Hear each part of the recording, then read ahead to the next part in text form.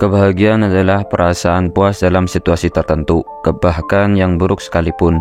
Kebahagiaan hidup merupakan tujuan setiap manusia. Banyak versi tentang kebahagiaan itu, tergantung masing-masing orangnya. Ada yang bahagia secara finansial, bahagia secara lingkungan, dan lain sebagainya. Tapi ingatlah, hidup tak selalu berjalan mulus sesuai dengan kehendak kita. Ada kalanya cobaan dan rintangan silih berganti. Terkadang ada kekeliruan kita dalam memahami kebahagiaan yang sebenarnya.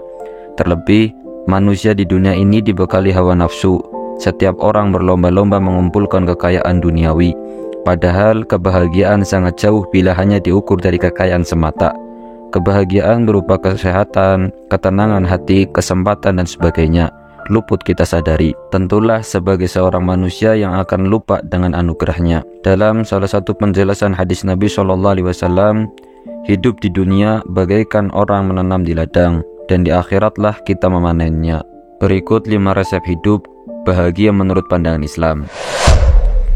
Semua makhluk hidup dan alam semesta berasal dari Allah Subhanahu wa Ta'ala. Dengan meningkatkan pengetahuanmu tentang Allah dan sifat-sifatnya, seorang muslim dapat mulai memiliki hubungan yang lebih baik dengannya. Dengan mengingatnya selalu melalui berzikir, kesulitan dan masalah dapat menjadi jauh dan memungkinkan Anda melihat situasi dari sudut pandang yang berbeda. Allah Subhanahu wa Ta'ala berfirman, yaitu orang-orang yang beriman dan hati mereka menjadi tentram dengan mengingat Allah. Ingatlah, hanya dengan mengingat Allah, hati menjadi tentram. Quran Surat Ar-Ra'd ayat 28. Di sini Allah menerangkan dan menjelaskan kepada kita, dengan ketenangan hati semua kebahagiaan bisa kita dapati, baik bahagia di dunia maupun bahagia di akhirat. Dengan banyak mengingatnya, kita bisa mendapatkan kebahagiaan yang kita inginkan. Dari sahabat Anas radhiyallahu taala anhu, bahwa Rasulullah SAW pernah bersabda, siapa yang berbakti kepada orang tuanya, dia akan mendapatkan keberuntungan dan Allah Subhanahu wa Ta'ala akan memanjangkan umurnya. Hadis riwayat Bukhari, Abu Ya'la, Tabrani, dan Hakim. Dan dalam hadis lain dari Anas radhiyallahu taala anhu, bahwa Rasulullah SAW pernah bersabda, siapapun yang ingin dipanjangkan umurnya dan ditambahkan rezekinya, maka hendaknya dia berbakti kepada kedua orang tuanya dan menyambung silaturahim.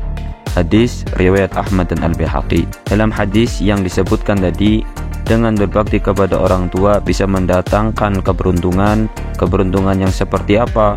Yaitu kebahagiaan baik di dunia dan di akhirat. Imam Al-Ghazali pernah berkata, ketahuilah bahwa rasa syukur merupakan tingkatan tertinggi, dan ini lebih tinggi daripada kesabaran, khauf, dan zuhud. Mensyukuri nikmat Allah dengan penuh pengagungan kepadanya, dengan apa-apa yang telah diberikan kepada kita merupakan kebahagiaan yang tiada tara. Allah berfirman, dan ingatlah ketika Tuhanmu memaklumkan, sesungguhnya jika kamu bersyukur, niscaya aku akan menambah nikmat kepadamu. Tetapi jika kamu mengingkari nikmatku, maka pasti azabku sangat pedih. Quran Surat Ibrahim ayat 7. Dengan bersyukur kepadanya, yang tadinya kecil menjadi besar dan yang besar menjadi sangat besar.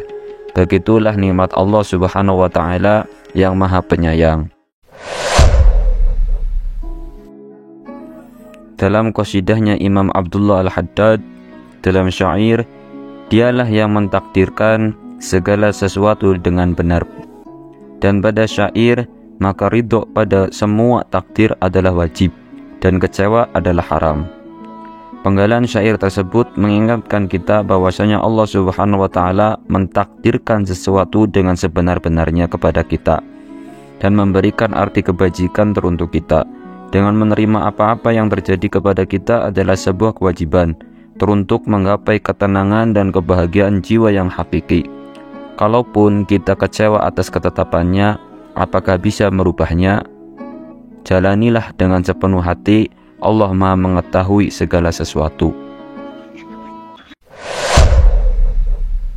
Sikap rela menerima dan merasa cukup atas hasil yang diusahakannya, serta menjauhkan diri dari rasa tidak puas dan perasaan kurang. Dan menerangkan sifat qanaah, seorang muslim cenderung berlapang dada berhati tentram, merasa kaya dan bercukupan, dan bebas dari sifat serakah. Dalam hal ini, banyak orang-orang soleh terdahulu secara lahiriah orang yang kurang, tetapi secara batiniah mereka orang yang kaya. Kekuatan batinlah yang mendorong seseorang meraih kemenangan dan kebahagiaan hidup yang sejati, berdasarkan kemandirian hati dengan tetap bergantung kepada karunia Allah Subhanahu wa Ta'ala.